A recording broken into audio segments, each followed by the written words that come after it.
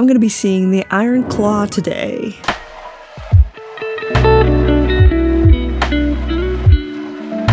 I typically follow anything A24. This probably wouldn't be one that I would normally see in theaters, but I love everyone involved with it. It's written and directed by Sean Durkin. I'm not familiar with him, but I love Jeremy Allen White. He is all the rave right now, understandably. Zac Efron has been all the rave forever. And I do really like Harris Dickinson, who is like slowly coming up and being in a lot of things. I really liked him in Murder at the End of the World and Triangle of Sadness. He was really great in that. That was a weird movie. So to see them all as brother wrestlers from the 80s, their hair looks horrible, but I have seen pictures of the original people and I get where they were going, but like, I kind of feel like they could do a bit better, honestly. So I know nothing about the story. I don't think I've even watched the trailer, really. And I've tried to remain as in the dark as possible. All I know, well, I should know because it's literal history. It's a biopic, and I'm very excited for a biopic. It's sad.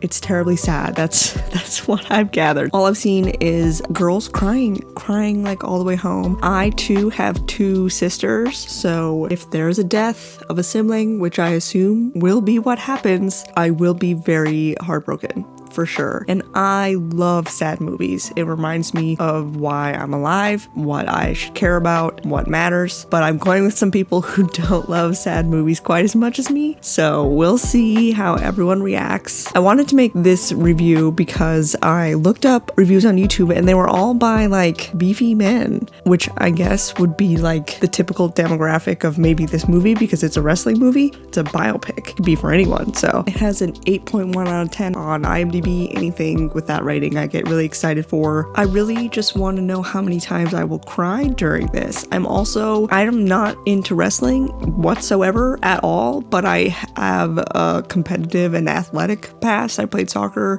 I loved being a team, what it felt like to win, and I do think those themes are definitely going to be at the heart of this movie, so I think I'm going to relate in that way. Competitive bodybuilding wrestling though, like damn, I'm ready to learn something about that.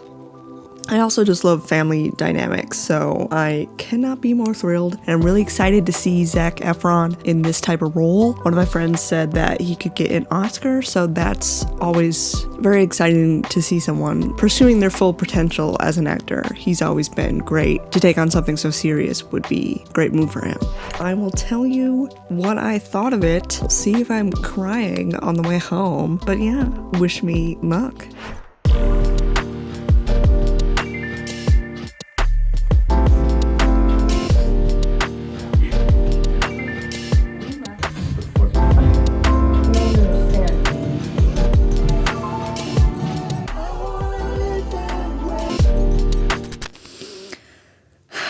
Okay, this is the next day. I went to a late showing and didn't record after. And this will have spoilers. If you haven't seen it and you don't want spoilers, sorry, this isn't the video for you. I probably was going to not do spoilers, but then I don't really know how to talk about this movie without just saying, oh yeah, it was sad and I recommend it, because there's so many details that I loved. So right away, learning how sad this movie was going to be, I wanted to talk about what movies are doing lately. I'm seeing a trend of trailers. One, I'm sick of trailers that reveal everything that happens in the movie, the entire plot in the movie. Horrible. Two, the other one is, this is way better, but it's still kind of weird. They are deceptive about it. There's been lots of musicals lately where the trailer doesn't suggest it's a musical like whatsoever. And then people will show up and they're like, oh, is this a musical? And same with this one. Marketing for this movie was really showcasing the big name actors that a lot of people and women find sexy and they like. And they're like, oh, I want to go see this wrestling movie with these people that I like, which is totally fair because it gets people to the theater. But the people I was going with, they were like, oh, I'm grateful. I knew it was going to be sad because like if you go there expecting like a victory wrestling movie is going to be pretty heartbreaking. Now, I will say during it, my family, who usually doesn't like sad movies as much, like I said, didn't seem to be as affected as I did. There are some sad movies where I will watch them anytime, repetitively in the background. They're my background noise, sad as shit. Like Beautiful Boy, that's sad, based on a true story, and I'll just have it in the background. I love that. This is the type where I'm just like ugly crying. I wouldn't necessarily do that. I maybe would, just because there are so many aspects of it that were really touching and really nice, and I like the soundtrack and the people, but it's just like tragic. And it's never gonna be not tragic. I took some notes. So I think the heart and soul of this movie was how it depicted brotherhood, and Zac Efron's character, Kevin, was so unbelievably sweet. I did not expect him to be so sweet, and I think that is what made everything that followed so much more brutal. To be the oldest brother and then to pointedly not be the oldest brother because there's a family curse and the firstborn son died when he was 5. So he's pointedly the second oldest brother. Okay, so I forgot that the first image I saw of this, there were 4 brothers. And over the span of me not really seeing media about it, I forgot that there were 4 brothers. I thought it was just Jeremy Allen White, Zach, and Harris. But there's a 4th brother, played by Stanley Simons. And I thought he was phenomenal. He is the black sheep of the family. He is musical, where his brothers are athletic to a fault. They are so athletic. And the story is based around their father, who wants to be the heavyweight pro wrestling champion, and he doesn't get that. He's extremely obsessive about it and passes on that pressure to all of his children. He ranks his children throughout the movie, and the ranks do change. He says they can change, and they do. Now, we all know Carrie's my favorite, then Kev, then David, then Mike, but the rankings can always change. I hate that Mike tried. He knew that that's what his father wanted him to be. He wanted to replace David and to become a wrestler, and he really did try. And he wasn't good enough, but he really didn't need to be. But those kids are raised to know that they have a place, to know that they need to earn his love and support, and he is not forthgiving with his emotions at all. And what is so heartbreaking about this movie is that Kevin, from the very beginning, is like, he goes to his mom and he says, you need to tell dad to take it easier on Mike, the black sheep, because he doesn't really want to go down that path, and he could see that from the very beginning, and his father is just so stubborn that he's not going to do it. And the mother is kind of like a passive character in the whole story. I'm surprised. I was always surprised how much she loved the father, her husband, because she didn't need him to be more than he was giving to them. And I thought that was kind of odd. Like, if you want to blame them, I think you definitely can blame them. It's on the father. The pivotal moment in the movie is when Zach goes, you didn't take care of them. Boy was I knew I was gonna be like, boy was I wrong about someone dying. Yeah, they all freaking died. 4 of the 5, well, they ended up having 5 children and burying 4 of them. That is...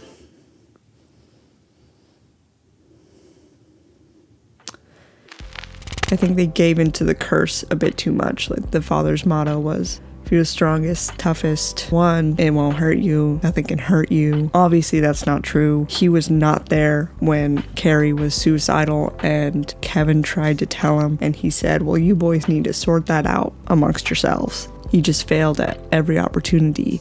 And then the other part that was such a good insight into the mother, that she didn't get a lot of development, but we could see a lot of her personality through her history. She was a painter, and the kids didn't know that. And she tells Mike that was the house she grew up in, and she painted that. He didn't understand why he'd never tell her that. And he was musical, and no one gave him the time of day about it. And what killed me was that the father was musical too. He was a trained professional clarinet player, going to college for it, and he gave it all up for sports because there's no money in music. I don't understand how they could never mention it and could never see it worthwhile pursuing if they were going to pursue music and art up until the point of getting married.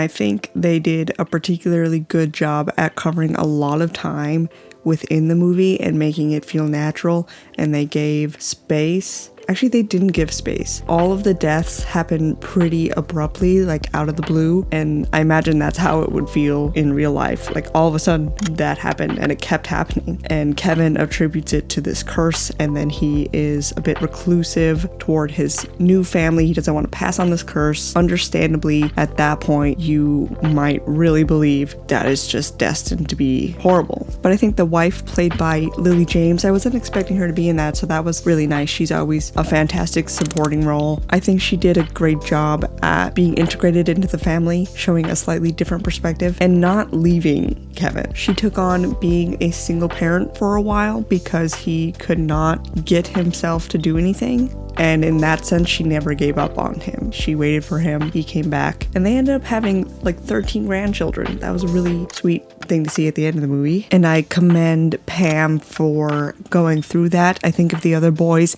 had someone in their life that could have been that supportive and emotionally available, maybe things would have turned out differently. I think that in particular toward Carrie, I thought he was gonna die. The second he was like, I'm going out for a ride, and he's drinking a beer, this is not going to end well.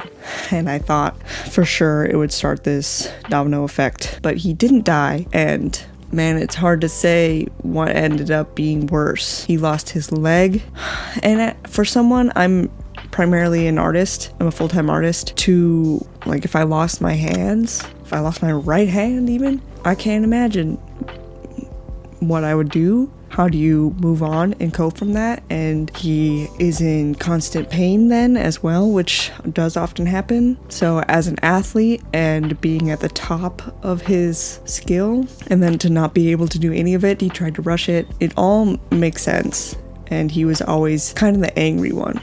Not necessarily, but like you could see that in him a bit. So I don't know. For him to have ended his life the way he did, and just like seconds before Kevin showed up, you can't really say anything about it.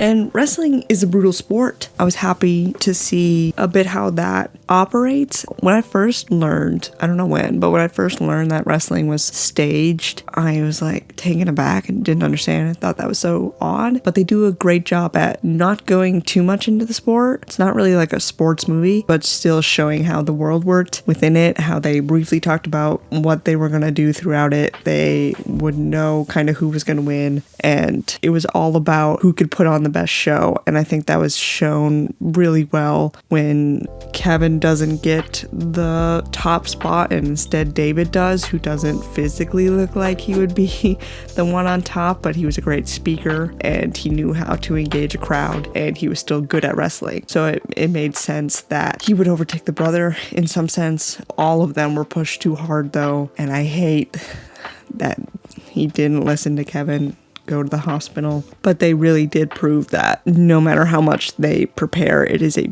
brutal sport that requires so much skill and dedication and practice, and they got there. What's tragic is that they got there. Carrie won the belt. Kevin could have won the belt, but got carried away with emotion, understandably, and they were still disappointed in him. They got there, and it didn't matter. What I think the movie did a fantastic job at was the end. Nothing eased up. It wasn't gonna be a happy ending no matter what. You can't really move on from that. What they did well is that Kevin had 2 boys, and then the end scene, he's crying and his kids notice they're playing, and he says, I used to be a brother, no longer a brother. And he had so many options to be a brother, but the kids go, well, it's okay to cry. He doesn't want them to see him like that. It's okay. We cry all the time. And I think that is the giant takeaway from the movie that painted a picture of what it means to be alive and how little you need at times. Kevin just wanted to be with his brothers. And the scene at the end when they all meet on the bridge, Carrie rides in from the boat and they get to see their oldest brother who passed away first. I'm really glad they put that in there. I mean, you needed something to see the bright side of things. But I was definitely ugly crying at some point. Like, not like, oh, it's a sad movie, the tears roll. I can cry silently usually, and like I was, but like quivering lip type, like just wrecked, because you knew everything, you knew that it was going to happen, you saw it coming the whole time. You could tell it was like the perfect recipe for heartbreak, and then it did in ways that I didn't necessarily expect, and sudden, and they tried so hard. That's what it was. They tried so hard, and it destroyed all of them. Yeah. Well, that was sad. I think the acting was superb. Zac Efron, I could see winning an Oscar. His performance was very subtle and very effective. He was so soft-spoken throughout the entire thing. For doing such a physical, aggressive sport, they were so down-to-earth and family-centric and simple. And it was lovely. And movies that come out in January are often forgotten for awards, but I do really hope that they remember this one. I want him to continue this path. He did amazing. Everyone in the movie did amazing. I don't like rating movies that are based on true stories. From a movie standpoint, it was great, 9 out of 10, technicality standpoint, but I think it easily speaks for itself.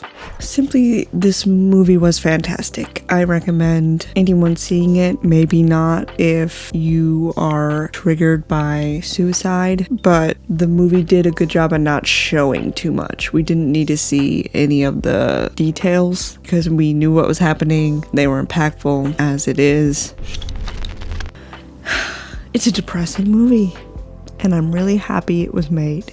I think that's my takeaway. I think it's important to make those types of movies to showcase lives with extreme adversity and how you can possibly overcome that or live with that. I'm happy to now know the history of the Von Erich family. It's definitely something that I will be continuing to think about and letting any positive attribute of the movie carry me on. I love my sisters. I love my family. I love being able to express emotion and helping people. Just help people. It's natural to need help. I hope you've enjoyed me being sad. Hopefully next time it'll be a much more fun movie. Thank you so much for watching. If you got to this point, it means a lot.